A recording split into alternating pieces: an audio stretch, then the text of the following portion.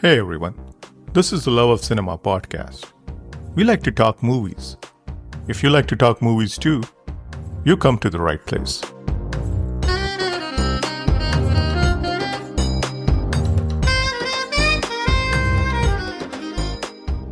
The dopamine, the serotonin, etc., that releases inside you stays for you. And that experience is so overwhelming. People watch a film on OTT platforms and they forget. But if you watched Durandar inside a movie theater, let me tell you, you're going to remember it till the time you die. If someone asked you on your deathbed that, do you remember Durandar? You will say, yes, I do. I remember it distinctly watching it in Rupani Cinema, Purnia, and I watched it with my family. But OTT, you don't have that kind of memory.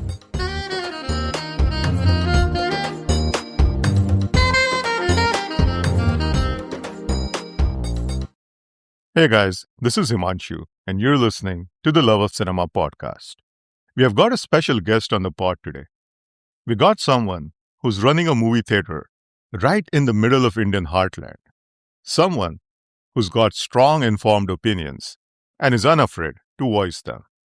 If you love Hindi movies and love going to the cinemas to watch movies on the big screen, you're going to love today's chat. But before moving on, an important friendly reminder. Love of Cinema podcast is my labor of love. And with every episode, I've attempted to create something that cinephiles will continue to find value, not just today, but over time as well. If you enjoy organic conversations centered on Indian cinema, Love of Cinema podcast was created for people just like you. So if you enjoy the pod, please do consider supporting the show. Your support will help me continue creating content with shelf life for fans of Indian cinema everywhere. You'll find the link to support the show in the show notes.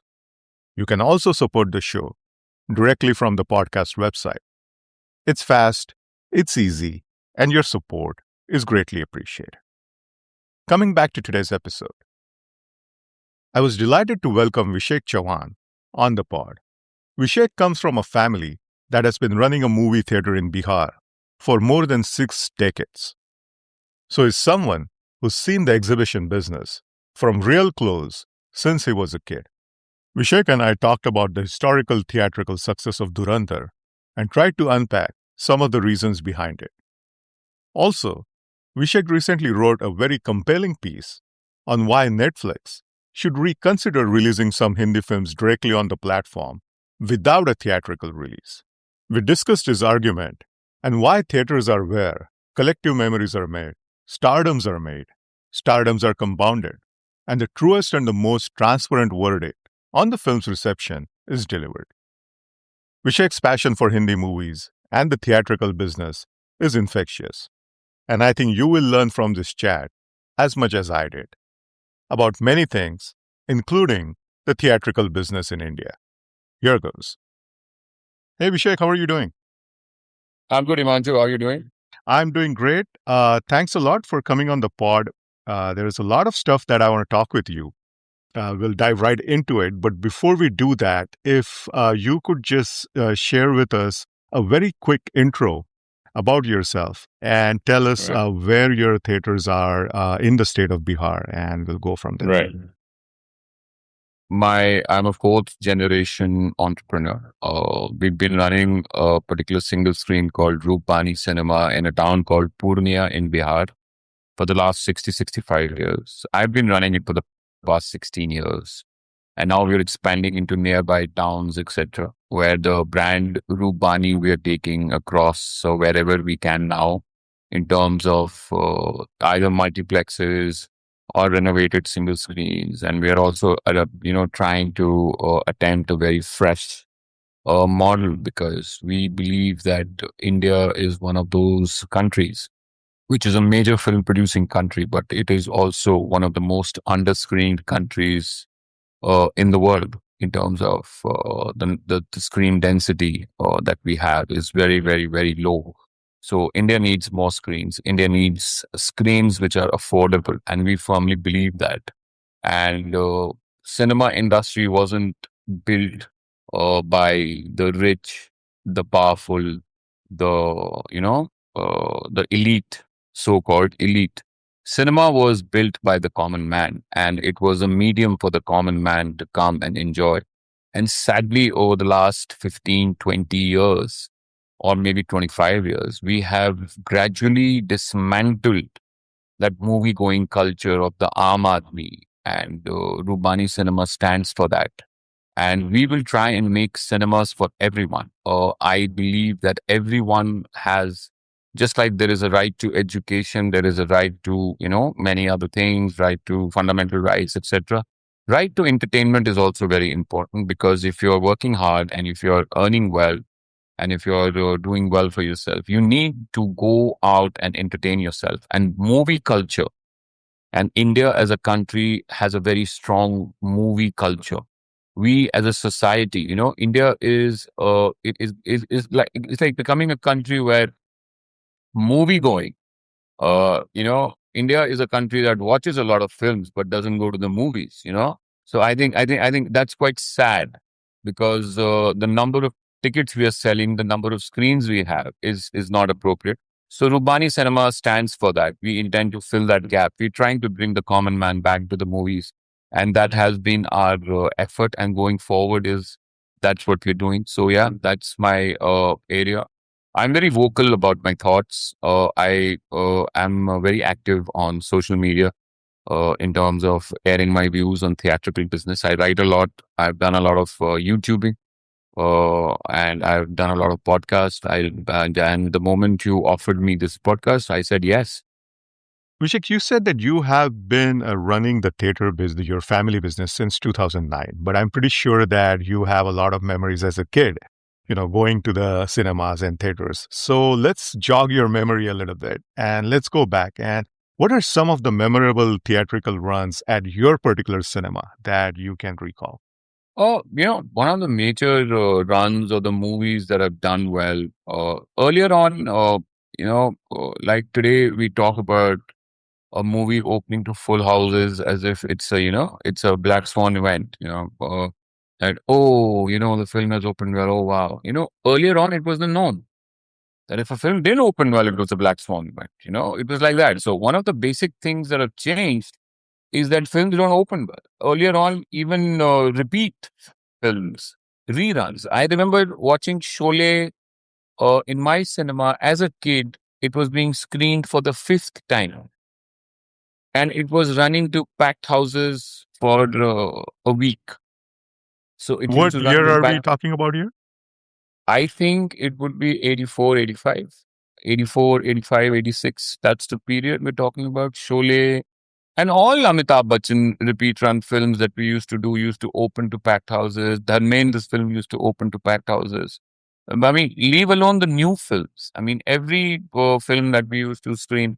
And even in the 90s, when we had these so-called B grade Mitunda films, from the classic Ooty productions made by Rambo Rajkumar was the fight master, and some strange person would be directing the film. It would have crazy fight sequences. They used to open to packed houses, because cinema still was a medium of the masses, Right. and cinema was loved by the masses, and it was accessible to the masses, and we hadn't priced them out. So I remember in 2009 I was screening a film called Wanted, Salman Khan's Wanted. In 2009 we were screening that, and in that film, I remember on the last or a day before, when we were about to discontinue that film ran for 35 odd days in my cinema. And the last day or the day before that, a kid came to me and he said that, I've seen it every day. I've seen this film every day that it's played in your cinema, right from day one to whatever. And he said that out of all those 35 days, I could not watch one day. I said, why did you watch one day? He said, due to excessive rain, you canceled the night show. I was there for the night show too, in the rain. So that's the kind of passion people have for movies. And that's the kind of love people have for cinema. and that kind of love is what this industry is built upon. I remember very my one of my favorite childhood memories used to be that we never had this concept of advance booking in my cinema. I was the one who started advance booking. Bihar never had many cinemas which did advance bookings. So it all used to be current booking. So if a show is about to start at 12, bookings would open at 11:30. So people would be already in a queue. So the moment the booking used to open, the queue used to break and people would gather around the booking counter. And then there would be some very enterprising youth who would climb onto that crowd of people, take off their shirts, etc., and fold their sleeves. And one of the friends would hold his clothes, his watch. They didn't have. Thankfully, we didn't have mobile phones then. So, and they would dive right in, and they would go swim over the crowd, put their hands in, buy that 3, 4 tickets, and that was some achievement. That was achievement, and I think that is one of the things that used to make cinema viewing so compelling. The whole kind of reward thing that was there by getting a ticket. Getting a ticket was a reward in itself. That ticket mil gaya. Ticket getting a ticket was an achievement for a new film. Job done, So right? I remember, yeah. So I distinctly remember films like Khalnayak. I distinctly remember films like Saudagar, Salman Khan's films, Sunny Deol films like Ghayal, Ghatak, Ziddi, and they used to have like crazy openings, border, and they would just run for like weeks, like to pack capacity, and people would not be very surprised, and people would say ki ye theek hai, ye theek ja rahi hai, and we wouldn't bat an eyelid. And if you saw something like this today, you see a Dhurandhar do extraordinary business, and this was the norm back then. This was the norm back then, this wasn't something like a crazy thing. So, this is what has basically changed. The footfalls have gone through the roof. I remember a film called Janwar, Akshay Kumar's Janwar, which people think Yeah. Karishma Kapoor and was, Akshay Kumar. Yeah. yeah. So, I remembered very distinctly that I was in my hometown. My education is from Delhi Public School, RK Puram, New Delhi. So, I was back home for the Christmas holidays, I think around then, and I think I was in college. I think in 2000, I think I had passed out from school. I think I was in college. So I was back home for the Christmas holidays, and we were screening Janwar, and it ran for 14 weeks in my cinema, and that's the record for any film. And for the first week, we had a 100%, nearly 100% collection. It's only on the Thursday night show that we dropped 4 or 6 tickets we could not sell. And then my cinema had a capacity of 627 seats. And now we have only 258 seats in the same cinema. So 627 seats into 4 into 7 is what we drew, in 1 week. If we got that kind of an audience today, it would be just like explosive for, people. Films don't do that in a lifetime. So I think the whole alienation of the small guy, the little guy, leaving the movie theater because we made it freaking unaffordable for him. And today he comes to the movie theater maybe once in a year, maybe twice a year. That's it. And that frequency has gone down. And I think that is the basic change that I have seen. And the stories from the previous time is just crazy. I remember my grandfathers used to tell me a story that about this film, Mera Naam Joker, and Johnny Mera Naam. There was these two films which released alongside, and they were playing at the same time. And Mera Naam Joker was playing in a different cinema in my cinema, and Johnny Mera Naam was playing in my cinema, and my cinema tickets were being blacked, were being sold at a premium or being sold in black in the other theater. भाई मेरा नाम joker मत देखो, Johnny मेरा नाम जाके देखो उधर, और उस थिएटर में मेरा थिएटर का टिकट बिक रहा था. तो वो दिन देखा है, और सुने हैं उन, we heard those stories from those times. And now we look at movies where films open to 15%, 20%, 5%, 6%. And with a 20% opening, they say, कि हाँ ये तो ठीक है, ये तो मतलब खुल गई ठीक ठाक, word of mouth अच्छा है तो Saturday को grow करेगा. So, things like that, they really don't make too much, sense in terms of the long term business prospects. And I think that is what has drastically changed over the last so many years, is the change I've seen. Let's talk about this little film that released last year called Dhurandhar. Well, now it's pretty clear that this is unprecedented success. It's an unprecedented smash. But what are some of the observations, some of the patterns that you saw with this film, especially since this is an A-rated film, and this is just was going bonkers at the cinemas all over India? So, what were some of the first few observations, or rather differences, that you saw that made Durandar such a huge juggernaut?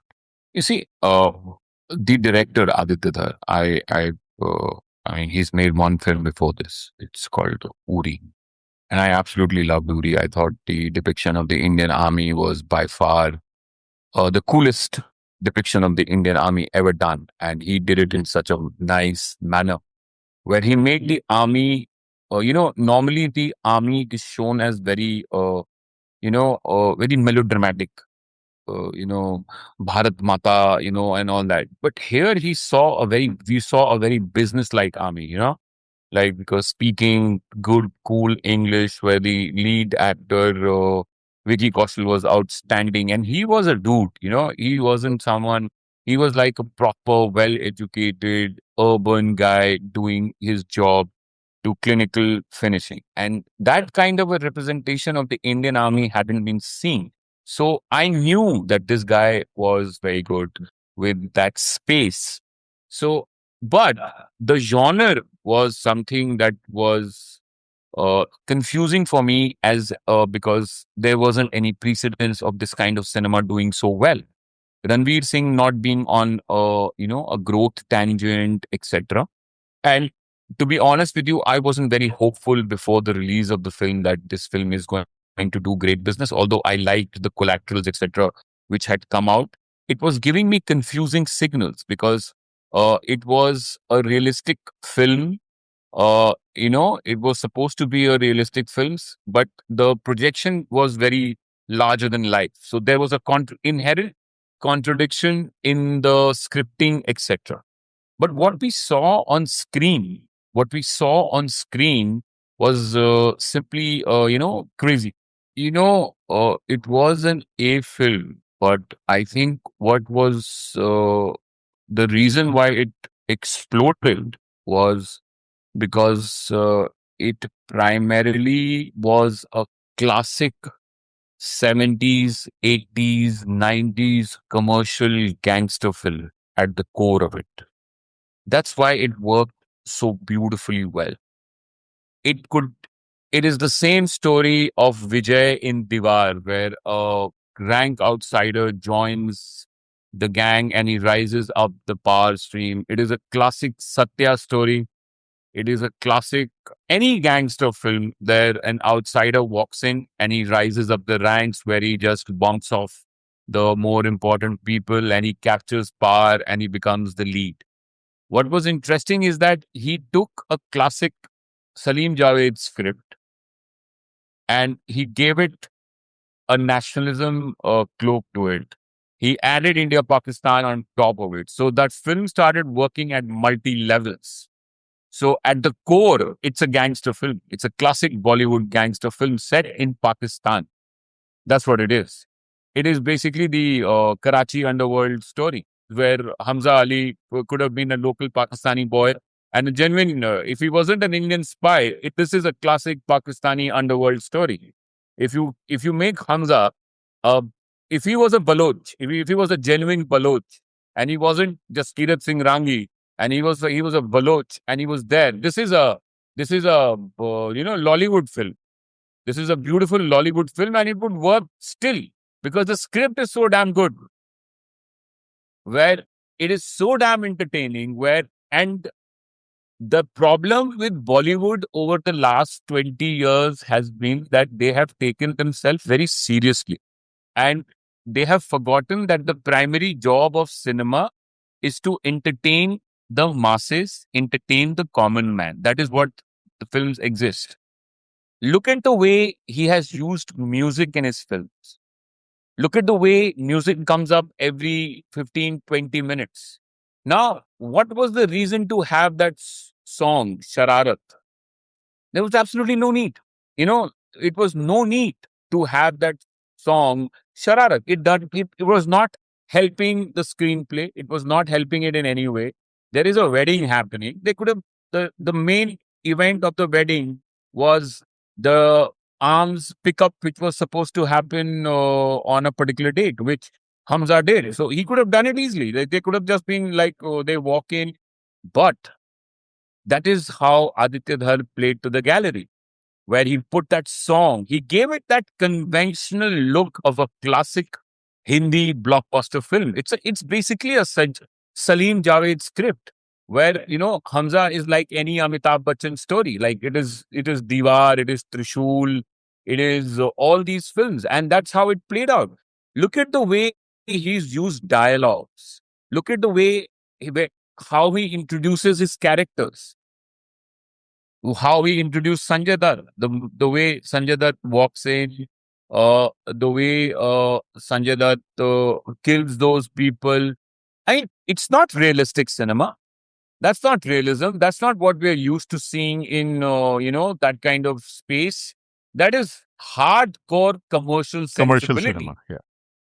And Aditya Dhar was able to pull this off because it's a very thin line. What he was trying to do is a very thin line, and the only reason why he was able to pull it off was because he understands that space so well. He understands Kashmir, he understands Pakistan, he understands that geopolitics so well that he was able to pull it off.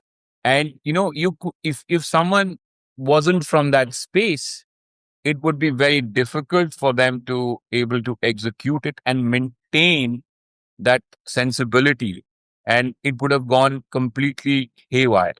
You know, I had drawn a parallel with Prakash Jha when he does these Bihar films, and the way he made Gangajal and the way he made Apharan. If you watch Apharan, if you watch Gangajal, and to an extent, if you watch Rajniti, these films work not because of these actors are great or whatever.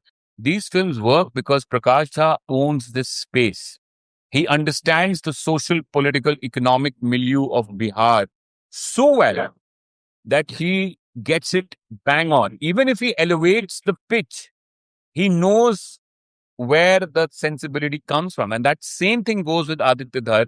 And that's the reason why Dhurandhar found that sweet spot, which it could have easily missed had it not been because of a director who was making it from a different point of view, or who didn't understand that sensibility. That what he was trying to marry was realism, commercial elevation. I draw another parallel with another film which came out this year, was F1. Now, it Yeah. was a very different. It was a very different kind of analogy I'm trying to draw here, but hardcore movie buffs will see the logic in it. If you look at F1, it's a classic underdog story. There's this guy who's like failed in life, who done nothing, and Hollywood does this always. This is a classic template. एक hero है, washed up है, वो कहीं side में चला गया है, उसका ग्लोरी डेज थे, उसको एटीट्यूड प्रॉब्लम था या कुछ था, वो वॉश्ड अप होके कहीं पे पड़ा हुआ है, अचानक से कभी उसको कॉल मिलता है, वो वापस आता है, वो चौके छक्के मार के निकल जाता है. What made F1 so special was the realism shown in the racing part of it.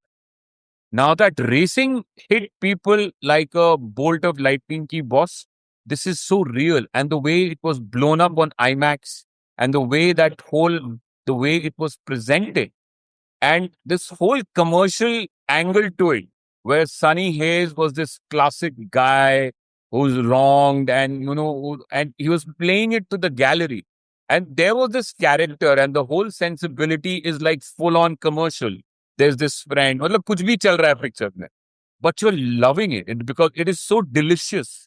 And there is that whole F1 part is so goddamn real. And you know that, God, this is like crazy real. That accident shown, Sunny Hayes accident, this new guy's accident, and the whole corporate thing that is being shown. You know that this is some real shit going on here. But at the same time, Sunny Hayes takes care of that commercial sensibility to it. He brings that deliciousness to it, where you go to the movies for, man. You enjoy that underdog story. So I think that is something which also worked with Dhurandhar, that there was this classic underdog story going on. There was this classic Salim Javed vibe and feel to it. There was a lot of Bachchan in that film. There was a lot of, commercial Hindi cinema in there. There were songs with galore. So, ये मतलब एकदम package था, and it was made in layers. First layer, ये is like working like a typical Bollywood gangster film. Layer 2, it's a espionage thriller. Layer 3, it is Deshbhakti. Layer 4, so it was such a layered script, and the way he goddamn executed it was to perfection. I think script जितनी अच्छी होगी उससे ज़्यादा execute हुई है picture अच्छे से. So I think full marks. The success for this film. If I had to give the success for this film, I would give it all to Aditya Dhar because he's the one who's pulled it off. Because this is an impossible film to pull. Dhurandhar is a black swan event for Hindi commercial cinema. I think it is an absolute. He has pulled a rabbit out of his hat, because making Dhurandhar work is something exceptional. I think Dhurandhar is a landmark commercial cinema. Similarly, F1 is landmark commercial cinema. I think Dhurandhar is also landmark commercial cinema. And I think going forward, part two will rewrite history. And I think it'll be a tough one for Aditya Dhar to match Dhurandhar 1 and 2 going forward in his career. I think this is a Sholay. Yeah, I mean that. I mean that in all honesty, that this is Sholay, the kind of impact it has had. The only negative part about it, that it's if they could tone down the adult parts of it, if they could make it slightly more accessible to the larger audience, I think this is a this is a Sholay. This is a Sholay, because everything about that film people have picked up. People have picked up the dialogues. People have picked up the characters. Even the small side characters are being celebrated. Rakesh Bedi is back from the dead. Akshay Khanna, I mean, doing consistent work, but he has reached classic levels of stardom with this film. So I really believe that when every character starts working, and that's what Sholei's biggest strength was. If you really had to, people even remember Sachin from Sholay. Right. He had a small role there. People remember his blind Iftikhar Saab from Sholay. People remember Hum Angrezon Ke Zamane Ke Jailer Hain from him. We remember Surma Bhopali from Sholay. So every character has left, indelible impression on you, and that's the same with Dhurandhar. And every character that you've come across, Babu Dakaito, Uzair Balocho, that guy who's there for a one scene in that song with Akshay Khanna, and many more. Those gangsters in his troupe, and those guys who Hamza bumps off in the end. So I think everyone who's played a part, that guy Gaurav Gera, he's so fantastic. Darling wala sequence jo Excellent. unhone kara hai. Excellent. So excellent. So I just thought that when this is a black swan event, this is something that is very difficult to execute. Sholay जैसी film बनाई नहीं जाती है, बन जाते हैं. और मुझे लगता है कि धुरंधर जैसी फिल्म आप मतलब of course you want to make a film like Dhurandhar, but everything has to freaking align. So it is just, and the mood of the nation has to align also to give you that box office. So I think films like these are black swan events, and I think Dhurandhar is a modern day Sholay. And I think part two, you will see the craze and the madness that the Hindi film industry probably hasn't seen probably in the last 20, 30 years. So I think the anticipation for Durandar 2 is just Off the too, charts. too, too off the charts, off the charts, off the charts. I mean, it is something that will take you back to the times that we were discussing, the 90s, the 80s, where you will see those kind of openings and those kind of potential. You see, Ranveer Singh is not a mass star. Okay. Let's try and understand. People might pitch him as a superstar or people might pitch him as a star, but Ranveer Singh still hasn't found a footing in the mass beds. He cannot open a single screen to full houses. So he still has a long way to go. Now, with Dhurandhar 2 and Dhurandhar 1, he has put himself right out there. And, Dhurandhar 1 did not get that kind of opening in the single screens, did not get that kind of opening in the small towns. It did not kind of get those numbers because of the star cast or whatever may be the reason of not being able to do that. But part 2 will completely alter that. Will completely alter that. It will open to rock solid response across the country. Part 1 opened to 17 crore, 20 crore. I will not be surprised if the length is curtailed and if the length doesn't exceed too much. And if we can spin 5 shows, sky is the limit for this film. Sky is literally the limit for this film. And people are, just dying to watch Durandar Part 2. People are just dying to watch Durandar Part 2.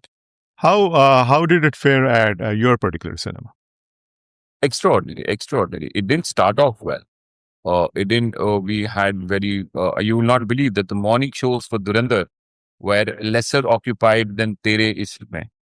So that was the kind of difference on Friday.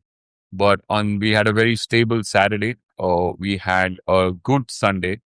But the magic started happening Monday onwards. And by Tuesday, Wednesday, I knew something special was brewing inside the cinemas because that hold and the growth the film was showing on the weekdays was simply historic. And all across social media, the chatter, the reels, the memes, they start traveling, and my phone starts ringing a lot for the ticket requests. So I know that the film is like really trending. So when That's a true when mark on when you. when yeah, that when my phone, because when people start reaching out to me, that's when it really I really understand that people are really in an urgency to watch this film because they have reached out to me, because generally they don't reach out to me because there is the online booking, there are my staff, there is my manager, there is many more layers to it. But if they're calling me, that means the desire and the push to see that film is really high. So that's when I get a call. So I think Durandar really started peaking by Wednesday. I thought Wednesday was that tipping point for Durandar. Similarly, I think the tipping point for Uri was our Prime Minister in the museum launch in Mumbai said, "How's the Josh?" And if you remember very correctly, Modi ji saying, "How's the Josh?" And then it became like the national chant. And then Nirmala Sitaraman said, "How's the Josh?" And many more ministers said, "How's the Josh?" And then it became like a national thing that everybody was greeting each other was the "How's the Josh?" And I think that's where Durandar tipped, Uri tipped. And its second week was much bigger than its first week.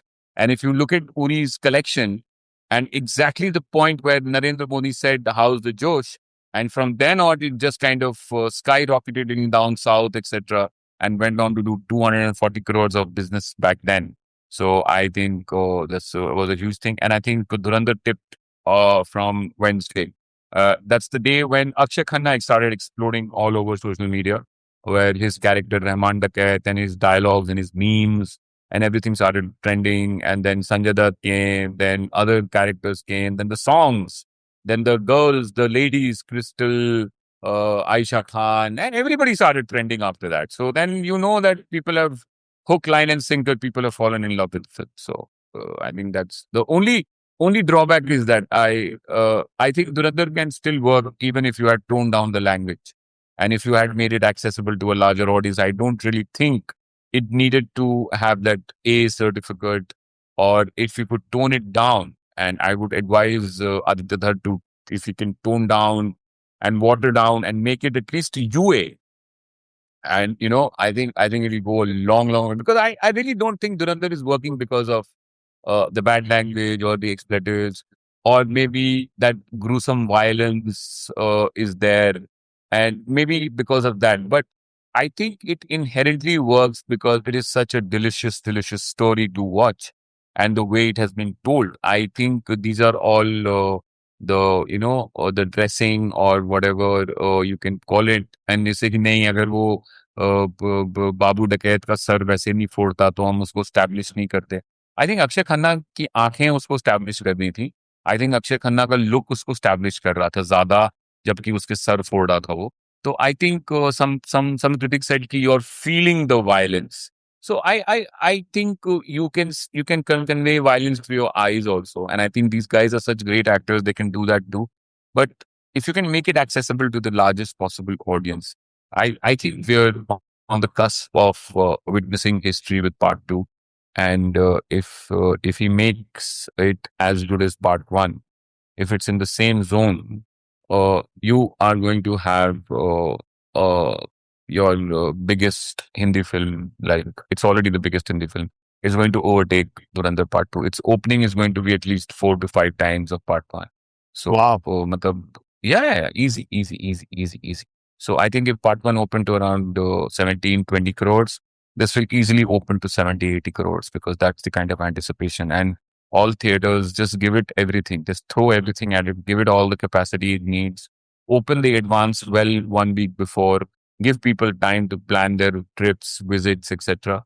So yeah, avoid unnecessary clashes. I think clashes should not be happening, because the other film will unnecessarily kind of eat away at the potential, the box office potential. It's a great opportunity. I think it's our Bahubali. It's our Bahubali 2 moment. I think it's Mumbai's Bahubali 2 moment, and I think we should all back it. I think the whole Hindi film industry should back it. It is a statement. I think what Durandar. My last point about Durandar is that I think this is a decisive moment for the Hindi film industry, because we have been, and I have been critical of the Bombay film industry, where we continuously uh, talk about that Bombay is unable to make films beyond South Bombay and South Delhi, Sobo, South Delhi की फिल्में बनाते हैं वगैरह वगैरह वगैरह, अंग्रेजी में सोचते हैं ये वो। I think Dhurandhar is that film which does it so beautifully. It reaches out to the last common denominator. It reaches out to the masses. It reaches out to the every man. And I think it's a very decisive commercial filmmaking from Mumbai. And this kind of sensibility was missing from Bombay. And the South had taken over the space, this action, gritty, macho, alpha. So the last film we had something like this was Animal. And, Animal was also made by someone from the South India. So finally, we have someone from North India with this kind of cinema, with this kind of sensibility, making it and doing it so goddamn well that and it is Bollywood was accused that there is KGF, there is Triple R, there is a Pushpa 2. Where is Bombay? Bombay is making these soft, sweet films. So bhai, Durandar is that moment, and I think Durandar has done it exceptionally well, and I really feel that the whole industry should back this kind of sensibility, because this is the future. This is the future for the Hindi film industry. Films like this will bring the audience back. Now, now you've had a Durandar and you've had a Border. Maybe you can nitpick on Border and say that, oh, इसने 500 करोड़ नहीं किया, इसने 600 करोड़ नहीं किया. But 350-400 crore भी कम नहीं, कितनी फिल्में आपकी करती हैं उतना business भी. So Border has done well. We've made a lot of money on Border. Exhibitors are happy across India. Producers would be happy with Border, the kind of money they have invested in Border. I think they should be happy. So I really think that films like Durandar, Border, and then Durandar again very soon, this kind of movies were missing by the Hindi, Bombay fraternity.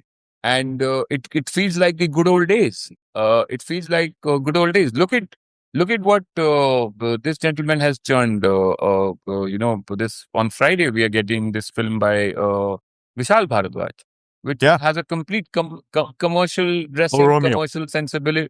Yeah, oh Romeo, and a very commercial avatar of Shahid Kapoor. I don't know how the film will play out, but there is an attempt to connect back with the larger audience.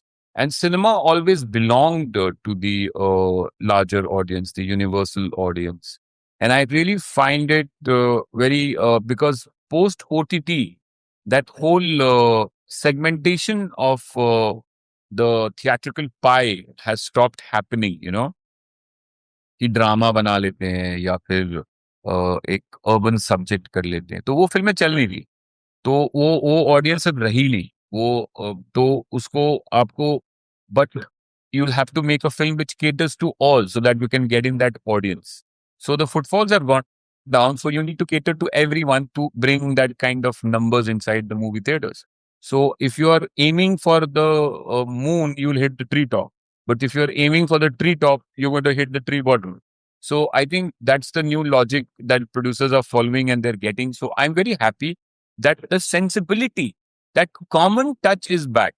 पहले की भी makers अच्छी फिल्में बनाते थे ऐसा नहीं था कि पहले बहुत ही कचड़ी घटिया फिल्में बनती थी पहले भी बहुत अच्छी फिल्में बनती थी और they are makers used to make extraordinary films but they always had a commercial sensibility I was having a very interesting debate with someone about Border 2 which I must tell you that Border 2 is an exceptional war film which works well in the mass grabs. Otherwise, war films haven't worked well. We've had two war films this year before Border 2. We had 120 Bahadur and we had Ikka. 21, sorry. We had those two films, which didn't work at all. Which didn't, and they were not bad films, by the way. If you've seen 120 Bahadur, it's a decent film. And if you've seen 21, it's a decent film too. But they did not work at all. Why does Border work? तो the question is कि border क्यों चली तो border इसलिए चली क्योंकि इसकी script 93 94 में प्रोबेबली कंसीव किया होगा जेपी दत्ता ने और जब इसकी स्क्रिप्ट लिखी होगी उन्होंने तो उन्होंने पूरा इसको कमर्शियली वायबल बनाया इसमें माँ है इसमें बीवी है इसमें महबूबा है इसमें आशिकी है इसमें रोमांस है इसमें गाने हैं look at the important songs are given in Border look at the importance human relationship is given in border so that's the kind of scripting you need well-rounded cinema and I keep saying this to all my friends whoever are in touch with me that Hindi's Indian cinema is multi-genre filmmaking it's like we combine all genres into one film and we push it to our audience we say कि इसमें comedy भी होगा action भी होगा humour भी होगा thrill भी होगा ड्रामा भी होगा फैमिली भी होगा बच्चों के लिए भी कुछ होगा सबके लिए होगा पापा मम्मी ताता चाचा चाया चाय सबके लिए कुछ ना कुछ डालना है इसमें गाने भी होने हैं इसमें इसमें फाइट सीक्वेंसेस भी होने हैं अंत में विलन पिटेगा ही पिटेगा तो we have to make it like that and that's called multi genre film making and that is like the Indian thali उसमें दाल है चावल है पापड़ है पनीर है चिकन है थोड़ा साइड में एक रसगुल्ला है गुलाब जामुन है थोड़ा आपको गाजर का हलवा है तो it's a package that you get and I think when you start designing scripts like that and that's why the south has been so successful that they have always done this and they continue to do this I often give an example of a film called Pink. Look at the way Pink was made in Bollywood and look at the way Pink was made in Telugu and Tamil. So in Telugu they called it Vakil Saab, and they put Pawan Kalyan into it. Yeah. So and they made and it opened to freaking 35 crores in Telugu, and the lifetime of Pink here was 50-60 crores in Bombay, and Vakil Saab did 35 crores in day one. Okay. So it's always about sensibility and making it accessible to the larger audience. You're in the US, you know about that 4-quadrant filmmaking that you keep discussing there. So above 25 male, female, below 25 male. So That's your widest. So which films play to that? The classic, right now, it's the superhero films which play to that. So when you have a superhero film, it invariably opens up bigger and better. When you have a niche subject, it opens to smaller. It's business logic. So if you are going to cater to the largest possible audience, you are going to get those numbers. If you're going to cater to the niche segmented audience, you're going to get those numbers. So you should not be complaining then. And but then there are films like Durandar, which are packaged is in such a way that it completely defies logic, and it's that's why we call it a black swan event. Yeah. Right. On that note, Vishek, let's move on to your recent Substack piece. I'm just going to summarize the piece, before we start chatting about it. So this is a recent piece that you wrote on your Substack. It's called Netflix is Killing Movies by Skipping Theaters, while franchises, stars, and cultural memory are still born in theaters. And the points that you try to make here are how theatrical releases are fundamental to price discovery, compounding stardom, and like a collective cultural memory and footprint. What led you to write this piece was the recent announcement by Netflix that this film called Ikka, starring Sunny Deol and Akshay Khanna, is going to be going straight to Netflix. And your argument was, look, these two are like red hot in the trade right now, and it makes zero sense to directly go to the streamer. So go ahead, elaborate on as to why, but this is a bigger problem than that. I think Netflix is slightly, in a different position than the other two bigger players out there, and especially Prime and the other player being Apple, because Netflix is a dedicated platform business, and they probably see them in the platform business, and content is more like a survival tactics for them to sustain that platform. And they got into the content business because they were denied films by Disney. They were denied films by Marvel. They were being told that we will not supply new content. So I think they were forced into the content business, and I think they're very wary of this fact. And But let me pause you there for a minute, Vishek. Now, yeah, yeah. people would counter that by saying that Netflix very much fancies itself as a studio. But if it did fancy itself as a studio, people whoever argues that Netflix sees itself as a studio, then they should monetize all aspects of a studio, and they should embrace theatrical. But Netflix doesn't embrace theatrical. Their bosses talk of theatrical as if it still competes with them, and I that's where I diverge from what Netflix believes. I believe that Netflix is in the content creation business now, whether they like it or not, and I really believe that Netflix is not no longer in the platform business. It might think that it still is in the platform business, but I think Netflix is a classic studio now, because the kind of content that it is creating across the geographies it is creating, I think it is probably the biggest studio in the world. It is the biggest content creator in the world, and the kind of investments that it's making in content is just crazy, and it parallels many studios put together. So its aversion to theatrical is what baffles me. I really don't understand why it is theatrically averse as a content creator. Because what theatrical does, what I've written in my article, is that I am not asking Netflix to put its whole slate on theatrical. I'm saying that theatrical gives you the opportunity, because why did F1 release theatrically, and it was given a 6 month window by Apple?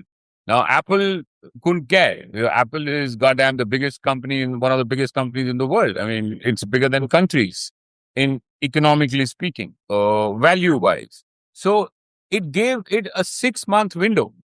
Warner Brothers with Wonder Woman Part 2 started this whole thing that we will release theatrically and be SVOD on the same day. And then their top management realized, oh, this is wrong. We need to let theatrical dictate, and then everything else will follow. if Amazon realizes the same thing, that it has a certain commitment to theatrical films and it is backing many theatrical films and etc. So everybody has realized this. Netflix continues to see it differently. That is where my difference comes in. And, I don't really believe that they're on the right path, because I think even as a company, even as a shareholder, even as an investor in Netflix, you would ask that why are we leaving so much money on the table where we can get this money and bring in and create better franchises, create better brands, create more iconic,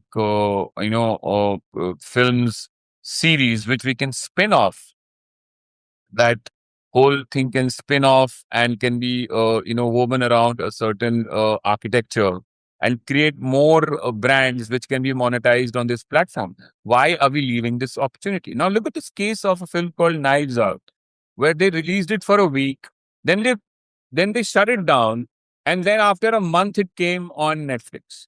Now in that 1 week or whatever it had, it made good money. It made good money. So I really don't understand. Now, there was a film of Chris Hemsworth. I forget the name. It had a part two also. It's a solid Extracted. action film made by Extraction. So, Extraction 1 and 2. I mean, it would have done some serious theatrical damage globally. But you're just forcing it on the small screen. You don't want people to enjoy a Chris Hemsworth film on the biggest possible IMAX screen in wherever they can. I think there is fundamentally wrong with the way you think about content. And I really believe that you're trying to force audiences to watch on your particular platform. And I think that does not work for me. I am a firm believer that if someone said that do away with theatrical windows, I would be like, yes, go ahead. I don't have a problem with that. I don't have a problem with that, because I firmly believe that theatrical windows don't help theaters. Maybe they do, but they also help the movie equally or probably more than what they do to theaters, because Wonder Woman was released same day, same time on the SVOD platforms, and it was released in theaters. People said that nobody will come to watch Wonder Woman in the movie theater. There was this wave of COVID wave in the US. There was extremely cold, and people were not, but it's still open to 16 or $17 million over the weekend, and it did pretty well. So my point is that even Godzilla did pretty well when it opened alongside that kind of with that film and alongside the HBO SVOD platform. So my point is that when a film, there is an audience to watch theatrically. People want to watch theatrically. I mean, people say Windows. We've been dealing with piracy since the goddamn 20, 25, 30 years. So Right. films are available illegally on the same day. So what are you talking about Windows for, man? So I really don't get it when people say कि ओ theatre इसीलिए चलता है क्योंकि window होता है. नहीं, हम तो पायरेसी से डील कर रहे हैं कि अगर आज फिल्म रिलीज होती है Romeo, you can watch it on a pirated DVD version by Friday or Saturday. So we've been dealing with it for such a long time, but still people come and watch movie in movie theaters because it is an out of home experience. It is a different thing. The real disruption has happened inside the home viewing space. The theatrical space remains unchallenged. It remains unchallenged. That's what I talk about. That genre migration is seen as the demise of theatrical business. And I think that is where the irony lies, where people think that theaters are dying.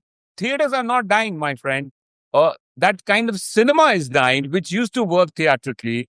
And people have seen so much of it that they don't worth that it is worth their time and money to go and watch inside a movie theater. The moment, if a Durandar hadn't worked, if a Border hadn't worked, if a Pushpa 2 hadn't worked, I would say theaters are dead. But they do work. What does that mean? That means you have a product problem, not a theater problem. You have a product problem, my friend, not a theater problem. Barbie is working. Minecraft is working. So many films are working across the globe. Needza 2 did $2 billion in China alone. Nearly $2 billion in China alone. and it's just one of the largest grossing films ever in a single territory. So what does that mean? People want to come to the theaters. You got to give them the right product. And then people say, "Oh, theaters are dying." Some smart journalist will come and call that, theaters are dying, theaters are dead. No, theaters are not dead. That kind of cinema that used to work inside movie theaters is dead. People don't want to watch that kind of films anymore. People don't want to watch Akshay Kumar give gyan like Toilet, Jolly LLB, etc. People are watching intense love stories right now. So I believe that genre migration keeps happening, that people get fed up of a certain genre and that kind of goes outside. And then new genre takes that space. So right now, maybe, intense romantic films is the flavor of the season. So you've had Tere Ishq Mein, a mediocre film which did well. Diwaniyat did well. Sayara just broke through the roof. So, and then there was this rerun called Sanam Teri Kasam, which did well. So, 15 years ago, 10 years ago, this was called cringe. That people don't know, ये नहीं देख सकते यार हम, ये बहुत ही बकवास लगती है मेरे को. आज उसी को देख रहे हैं लोग. People are looking forward to Tere Naam re-release on 27th of February. So my point is that this churn is seen as the death of movie theaters. Now, Netflix, on the other hand, feels threatened by movie theaters. It should not feel threatened by movies. It's an opportunity for them. And that's what I tell them, that don't put your whole slate on Netflix or on movie theaters, but at least those films that you make for the larger, bigger audience, your mass films, if you put them out in a movie theater, you will create bigger brands. And if that does well, now let's say, let's talk of an example of a Kabir Singh. Now, Kabir Singh, people before release would have, if it had gone to digital, it would have sold for 60, 70 crores at max. And people would have been happy. ठीक है यार, 10 20 कमा लिया हमने, चलो काम करो. Now, it releases in movie theaters, it explodes. It does 275 crores. Now, no one expected this kind of business. It's a windfall. It does help the industry. It helps the star. It helps the production. They made 100, 200 crores more on the film. So that's what price discovery comes in. Now, you give me a brand. Best brands are built inside movie theaters. And Avengers wasn't built on OTT platforms. It was built inside a movie theater. Salman Khan was built inside movie theaters. Amitabh Bachchan was built inside movie theaters. Shah Rukh Khan was created inside movie theaters. Akshay Kumar was created inside movie theaters. Hrithik Roshan was made inside movie theaters. Ranveer Kapoor is made inside movie theaters. Ranveer Singh is made inside movie theaters. Dhurandhar has been created inside movie theaters. So movie theaters, one of the greatest advantages going forward, and why we sustain over more than 100 years of existence, 130 years of existence to be precise with you, is because we are also in the brand building business, my friend. We build brands. We build enduring theatrical brands which jump across platforms and have value. My stars, my theatrical stars, if they go to Twitter, they break Twitter. If they go to Facebook, they break Facebook. If they go to Snapchat, they break records on Snapchat. If they go to any platform, YouTube, they break records on YouTube. So that kind of, shifting of powerful brand that theatrical that manufactures. And why it manufactures that brand is because of the effort it takes to go inside a movie theater.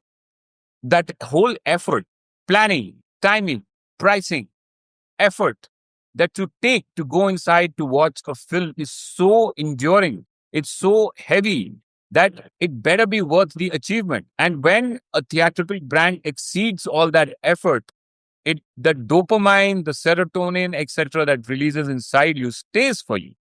And that experience is so overwhelming. People watch a film on OTT platforms and they forget.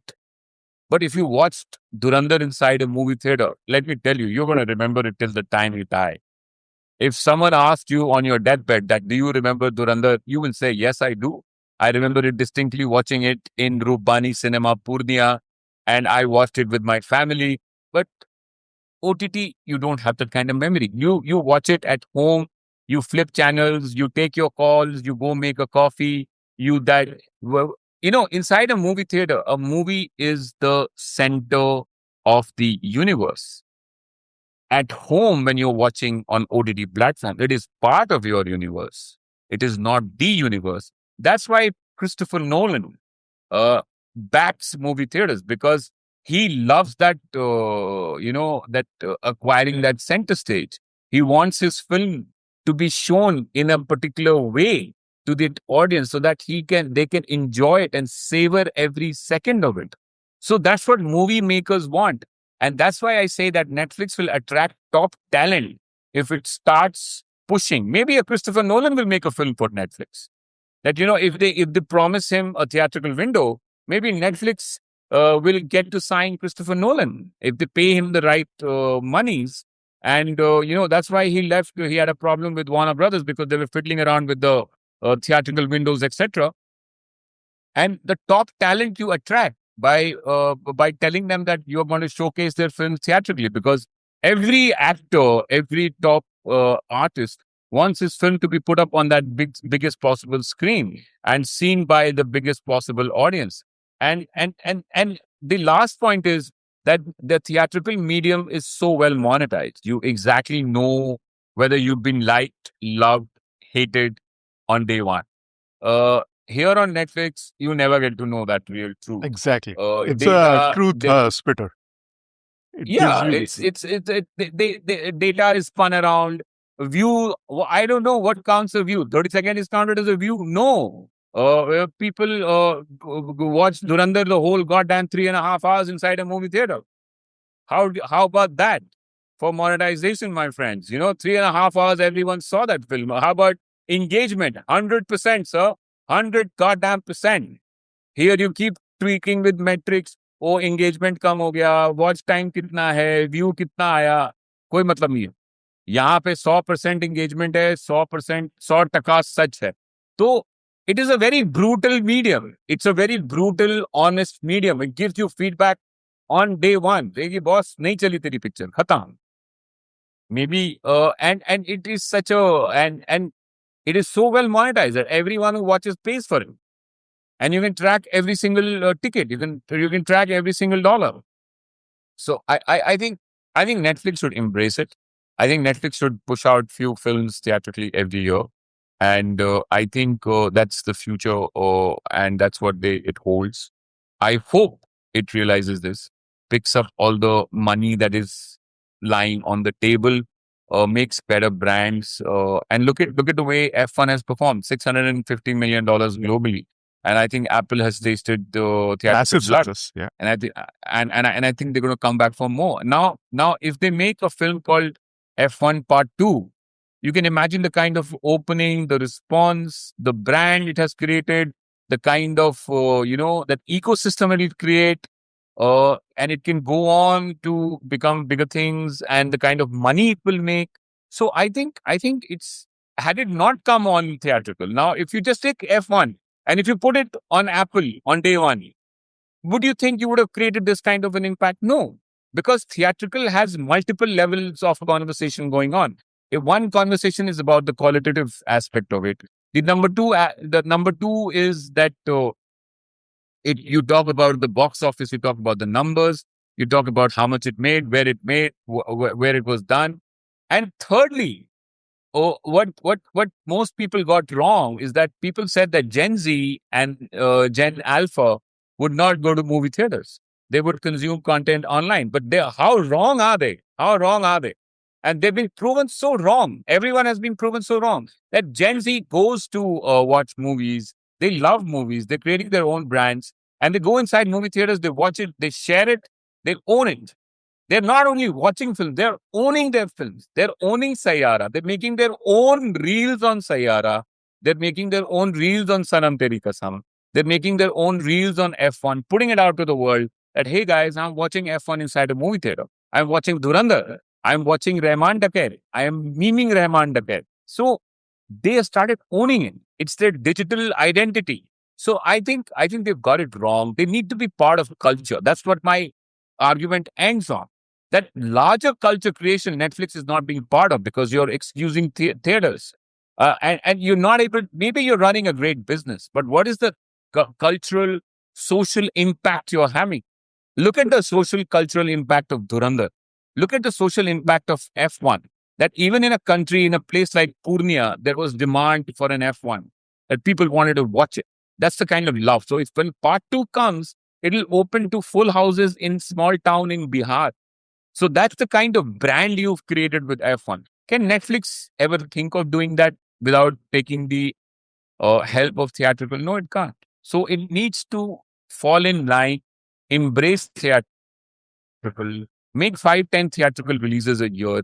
It'll get top talent, it'll get top money, it'll get lots of box office glory, and etc. And I really believe that the platform business, the bread and butter are series, are your multi-episodic series. That's what keeps people hooked onto it. The reason I went on to Netflix is not because they will acquire or make some random films with some random, has been actors. The reason why I join and I keep on Netflix is because it started with Pablo Escobar, and that's where the love for Netflix happened, and it has stayed since then. And I really believe that the best content that comes out on Netflix is through the series, not the film that it makes. And those films that they're making for the larger mass audience, say like a film like Ikka. So I really don't think they will be able to accomplish much besides the point, you know. So I think, and if they had put it out theatrically and then it came, because I don't know how Dhurandhar is doing on Netflix because they don't release data. So I would assume it is doing solid. Oh, it's And doing tremendous numbers. Yeah. and then the question is, then why has Netflix paid so much money for Dhurandhar Part 1 to get after theatrical 8 weeks? Then why has this channel, I think Geo Hotstar has acquired Dhurandhar Part 2 for a huge sum of money, or it has changed platforms now.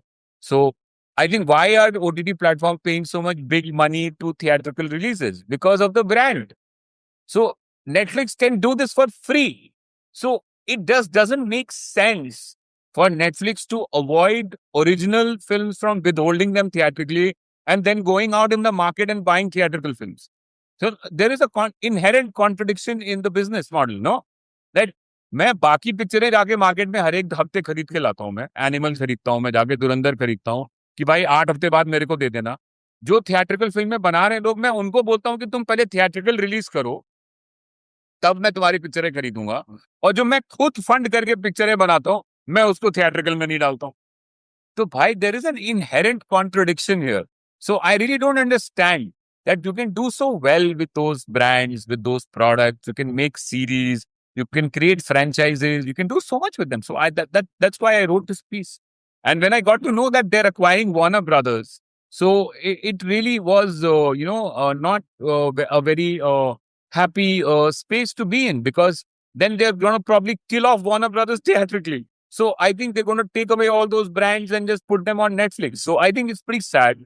I hope Netflix realizes this and they start taking theaters as a partner, as a value creator. We work with Apple, we work with Amazon, we work with most of these digital creators, and it is a part of that ecosystem where theaters are we play a certain role.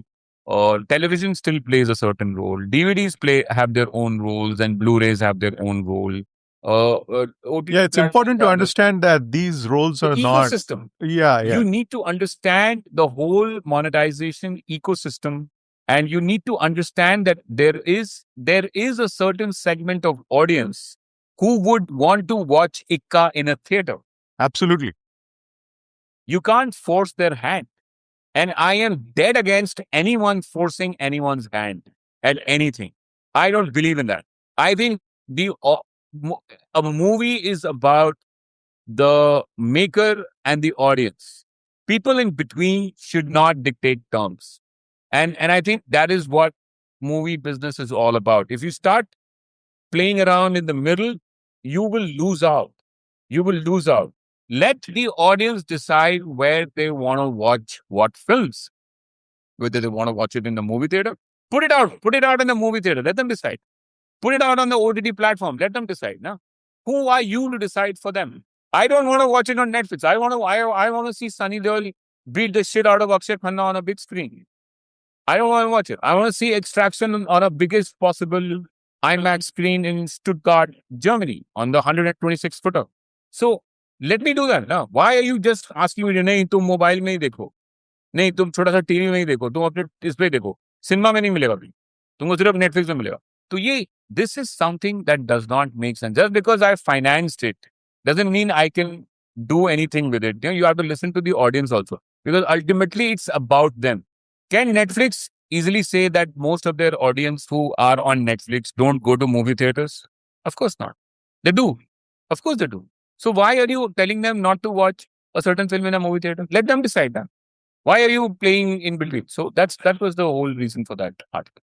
Yeah, and it's important to realize that these different avenues for screening that particular movie aren't really cannibalizing each other. I mean, they are more in, like supplement to each other. They complement each other.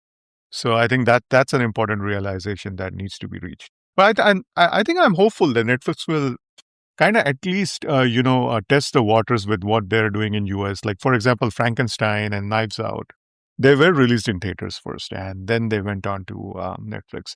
So I think they will do this. And, you bring up a great point that probably Ikka is a great film to start with, because both of these actors are so red hot right now, and people would line up to buy the tickets. So it's a no brainer. Now, Vishek, last few years since 2023 have been good for theatrical business, right? Before that, there was a bit of a lull. But then 2023 saw that, banner year with Pathan, Jawan, and Animal. And then last year, also, again, we had great hits like Chawa, we had Sayara, and then Durandar. Are things somewhat back to pre-COVID levels with terms of average footfalls, or we are still struggling there? No, I think footfalls are definitely not back. If you look at even the international markets, or even if you look at the US market, or even the Indian markets, the footfalls are definitely not up there. And I think footfalls are trailing in terms of, because the average, we've had the biggest year for the Hindi or the Indian film industry ever. 13,500 crores is what I'm told is what we've done in that whole year, and it is the highest ever. We've jumped by 12% or 15% from last year. But that's all because of the average ticket prices have gone up. I personally believe that, again, going back to the first where I started from my argument, is that premiumization has become the core of the Indian theatrical motive. I mean, the moat is premiumization. Everybody wants to make a five-star cinema. Everybody wants to make luxury movie theaters. Everybody thinks of movie theaters in terms of PVR, INOX, and Cinepolis and luxury. So, and there the ATP of PVR operates between 250 to 300 rupees a pop. And if you're sitting in US, I think your average ticket price in the US is around $11, if I'm not mistaken. It's about $11, 11 and a half dollars is what there. But say if you're in the Bay Area, or say if you're in New York, and if you want to watch a good film, It's say more not expensive. on an on a not on an IMAX screen, but on a normal screen, it will cost you like $15 to $20. I'm assuming that's how much it will cost you in the first That's right. weekend or something. So, but still, if you compare the US, and if you compare the Indian market, if you look at it, India has 9,500 odd screens, in total right now. 9,723 something odd screens we have right now. And the even in that, the good ones would be run by 5,000-6,000 screens. So they're the one who are doing the maximum of the business. The bulk of the business is coming from these 5,000-6,000 screens. And the point is that a country of 140 crores, uh, 4 times the population of the United States of America, has 9,700 screens, and United States of America has more than 40,000 screens. And India sells close to like 100 crore tickets, if I'm not mistaken. About we sell 100 crore tickets, 89, 90, 95, something like that, sell tickets. And US sells around about 4 times 3 times, 4 times its population. India does not even do it even 1 time its population. So we are even less on that. So I think the problem with the Indian industry is that in the 80s, we had 12, 13,000 screens. It's documented. Government records tell us that we had 13,000, 14,000 single screens across the country. So from the 80s till 2025, we have gone down. But India makes the maximum number of films in the world. So we are the most screened. We underscreened major film producing country in the world. And there lies the problem and there lies the opportunity. Now, at the core of it is the belief that PVR is the default model of exhibition in this country. And that is where the problem begins because they are not.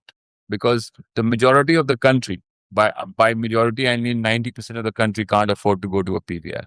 Because nobody, I mean, nobody in the right senses would want to buy a 500 rupee popcorn. Exactly. I think So- that's the main problem. Yeah. So, and what people need to realize is that India is a poor country. Our per capita is around about $9,000, if I'm not mistaken, is $9,000. United States of America is around the 70, 80,000 dollars mark. And China is around the 20, 23, $25,000 mark, the per capita. So what you have is that India is basically 1/8 or probably 1/10 of in terms of income. And if you put our ticket systems into the purchasing power parity, if you put it on the PPP, cinema going in India is 3 to 4 times more expensive than what it is in the United States of America. So what you're doing is that if someone is earning, say, $8,000 in the United States of America on an average, and if they go to the movies, say in the Bay Area, for a family of 5, I think you could probably wrap it up in $150, or at a maximum $200. So if you're earning $8,000 a month, that's like close to 2.5% of your income, of your monthly income that goes. And if you put it into India, even if an average Indian is earning 40,000 rupees a month, and if you go to a place like Mumbai, and if you want to watch a good film, it's going to cost you around about 12 to 15% of your monthly income. So in the US, we are doing it at 2.5, 1.5%. And in India, we're doing at 10, 15%. So obviously there is a lot of difference in that term. So footfalls will definitely fall. Footfalls will not go up unless we provide affordable cinemas. And the most well occupied movie theaters and the best occupancies you get to see is in Tamil Nadu, and you get to see in Kerala. And why do you get to see that? Because in Tamil Nadu, there is a bloody cap of 190 rupees. You cannot sell tickets above 190 rupees, whether it's a PVR, whether it's an INOX, whether it's a Cinepolis. They have to sell tickets at 190. So you maintain that culture. People say, ki, oh, then it discourages investment. My point is that these guys get to see Talapati Vijay in 190 rupees. They get to see Rajni sir in 190 rupees. And then they also come to watch small films because of that culture which gets created. What are we doing? We are selling border for 500 rupees. Then then a small film comes, we say, कि इसको 99 rupees में दे. तो border में तो आपने 5 picture का दाम ले लिया ना मुझसे. You took 5 films price in border. Now you took 5-6 films price in Dhurandhar. तो मैंने तो 10 बार थिएटर में आ ही गया ना. तो मैं क्यों आऊं अब आपके पास में? तो what you're doing is you're killing frequency. You're killing frequency. You're playing the dangerous game of risking frequency, risking footfalls, overpricing. And I think that's where we are going into dangerous territory. And that's why cinemas like PVR continue to bleed. Here's a question, Vishek. So what's stopping like these big chains like PVR and whatever the other multiplex chains are, like from realizing this basic fact that this very basic point that if you do significant slashing at the concession stand, for example, it will really help out their business. I mean, what's stopping them from realizing then this point and acting on it? Operational costs. Operational costs, because where these guys operate inside malls, these guys pay top dollar to their employees. They have to maintain their cinemas like 5-star hotels. Have invested a certain amount in their movie theaters. So the per you know yield they need to match. They pick up properties. Most of their legacy properties are very high rentals. They pay extraordinary rent for these properties. So they But really then cannot that's a hold back. flaw in how those businesses are being run. Exactly. Exactly. Exactly. I even raised a point to someone that does it really help to be inside a mall? Does it really help a movie theater to be inside a mall? I mean, let's do an analysis of a standalone cinema versus a movie theater inside a mall. I mean, does it really make a difference to the audience? No, it doesn't. No, it doesn't. So, cinema is not an impulse buy anymore. People just don't go to a movie theater on an impulse. Yo shirt खरीद रहे हैं, coffee खरीद रहे हैं, तो चलो picture भी देख लेते हैं. ऐसे नहीं होता. Cinema is a planned purchase. Cinema is a planned purchase. It does not help a movie theater to be inside a mall. It helps a mall for the movie theater to be inside that mall. So it's the other way around, and that's what PVR is playing on now. It's telling these mall owners, "Ki boss, you need me more than I need you. So if you want to bring me inside, you better put up all the capital expenditure. I'm not going to put a single rupee into these theaters, and you build it for me. I'll tell you how to build it. I'll take money from you. I'll charge you 10%, 12% of the net revenue, and I'll run this cinema for you so that you can get other brands inside that mall." So the mall owner is saying, Ki, bhai, we've already invested 100 crores, 150 crores inside the mall. Let me invest another 7, 8 crores more to get this nice PVR brand. So अब तो फंस ही गए हैं. तो चलो भाई कोई बात नहीं 5-7 करोड़ और लगा देते हैं. So that's the kind of play it has come down to. So that's what I said. This whole premiumization has reached saturation. It needs to unlock. Now my other point that I want to make for India, for a country like India, what theatrical business in India is in a problem, and it needs government support. It cannot prosper right now without government intervention. And the government of India needs to realize that films alone, by backing films, by having films and talking films, you cannot create your soft power. Shah Rukh Khan, Salman Khan, Amir Khan, Amitabh Bachchan were not created on TV. They were not created through films alone. They were created through theatrical films. So that is the difference. You need theaters to create such brands, and these are your soft power outside the world. The world needs these brands, these endorsements from theatrical brands. And if you don't have theaters, you will not be able to create these power brands. How many stars have you been able to create? Over the last 10, 15 years. Very minimal. Very minimal. We've not been able to create stars. India is a star crazy country, and we've stopped creating stars. We are also trying to go through the franchise route, etc., and create more franchises.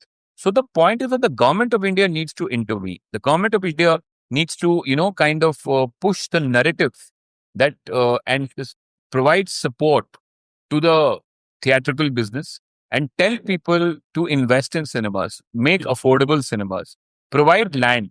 You give land to industry, you give land to SEZs, you give land to tech parks, you give land to so many businesses. And the reason you give them is because of employment and for tax generation or whatever XYZ reasons you have. Cinema does both for you.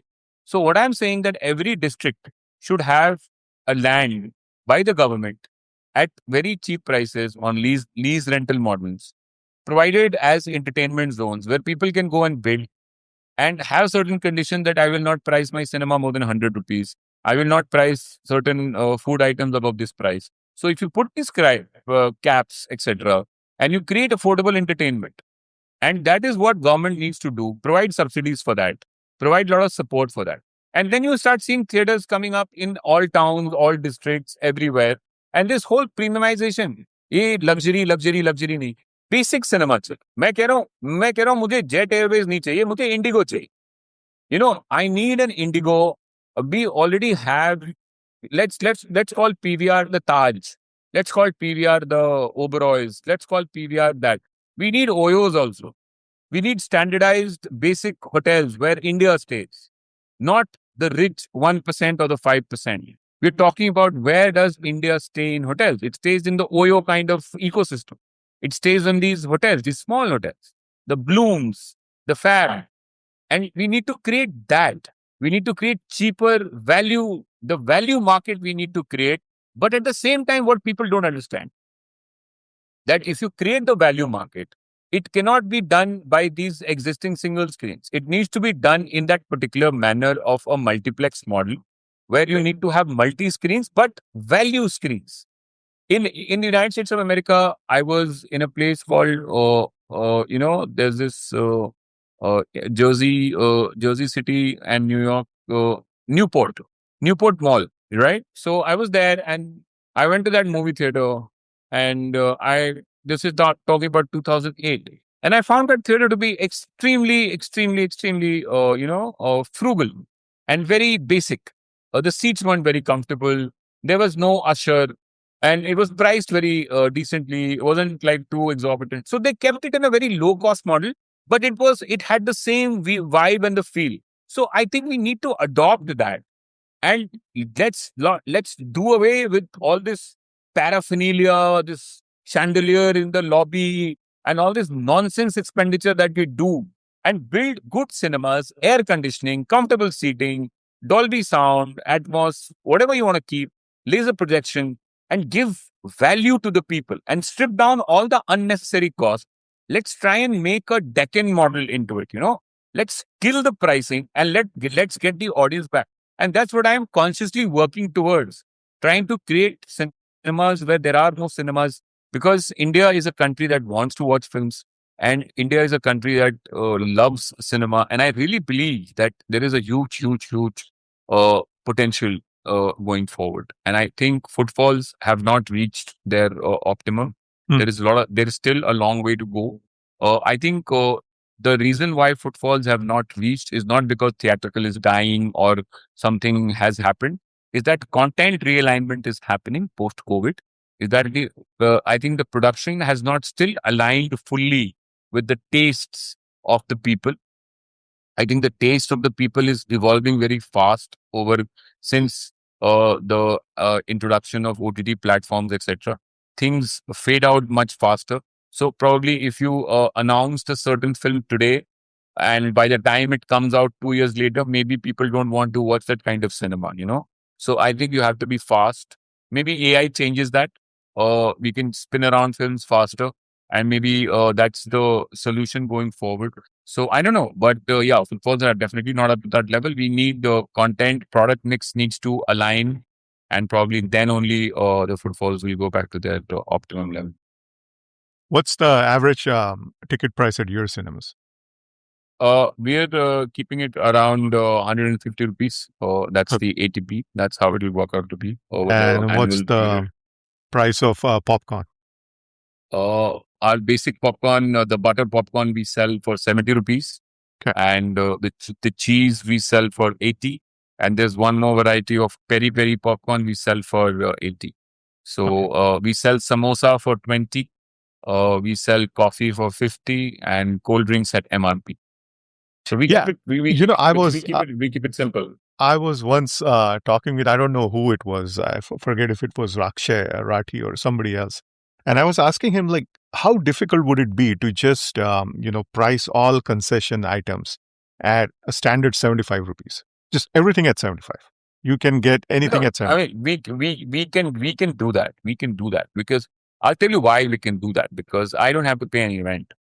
So I don't have to pay any rent. I can do that. But for someone like PVR that pays 20 lakh rupees rent, 10 lakh rupees salaries, and has a big CEO sitting at the top that needs to justify his job and take home crores, and then 5 VPs hanging on to his tail. So Right. you need an ecosystem. You need to sell popcorn at 500 so that you can pay your salaries, you can pay your rents, you can justify your CEO traveling business class, etc.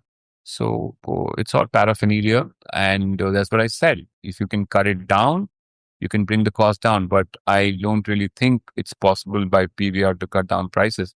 And let me just be very honest with you. I don't want PVR to cut their prices because I believe that PVR is a luxury brand. I honestly believe that PVR is a luxury brand. Inox is a luxury brand. Mirage is a luxury brand. Cinepolis is a luxury brand. They're all luxury brands. They're like 5-star, 4-star hotels in this country. So them cutting prices would be like brand dilution to me.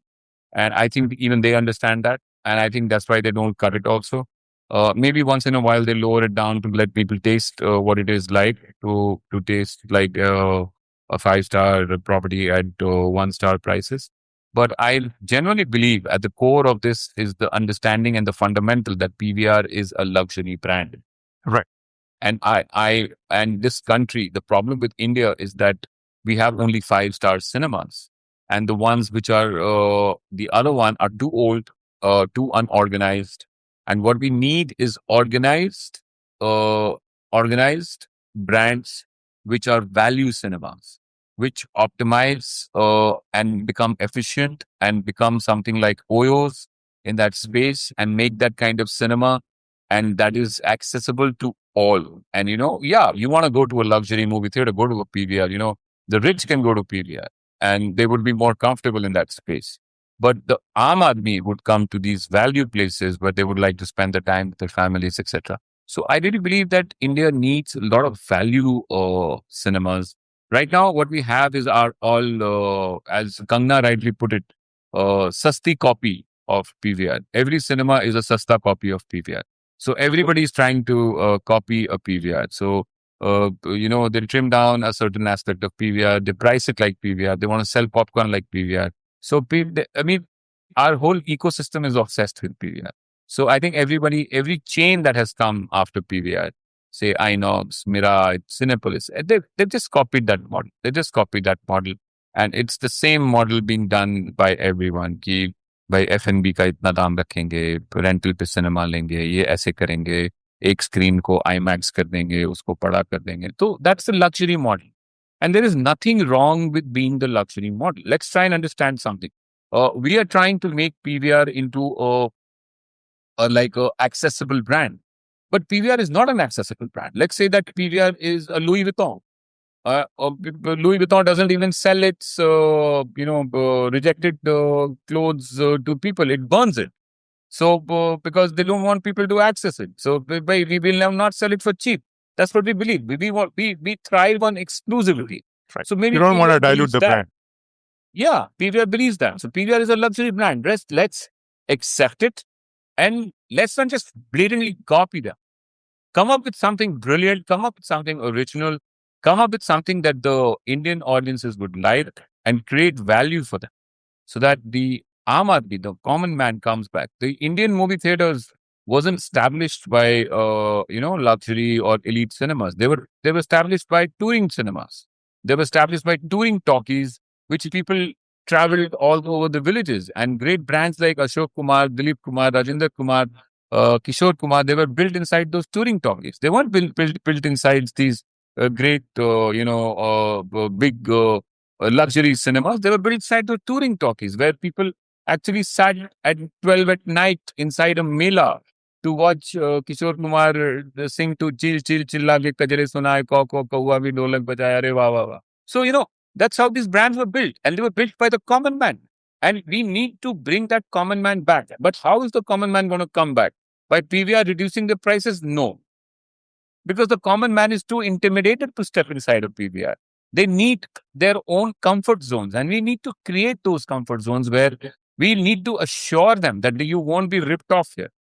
So they would want to come back here. So we need to create those 1-star hotels, those dharamshalas, but brand it in a proper manner that it looks nice. How well is Zudio doing? How well, these value brands are doing in India. We need to create experiences like that. And I think brands of the future should work on that value proposition rather than anything else. So I think that is what is required. On that note, on that hopeful note, I think we'll bring this chat to an end. But Yeah. this was such a pleasure chatting with you. Thank you so much. Really enjoyed Always. this wide-ranging chat. Yeah, always a pleasure. And anytime discussing theatrical business, all for it, all for theater. Thank you. Thank you much. If you liked the episode, do spread the word on social media. And don't forget to subscribe to the podcast wherever you listen to your pods. Also, please do drop us a review when you get a chance. You can follow me on Twitter and Insta at Love of Cinema SF8. You can reach me by email with your suggestions and comments, and you will find the email ID in the show notes. That's the episode. This is Himanshu signing off, and like always, thank you for listening to the Love of Cinema podcast.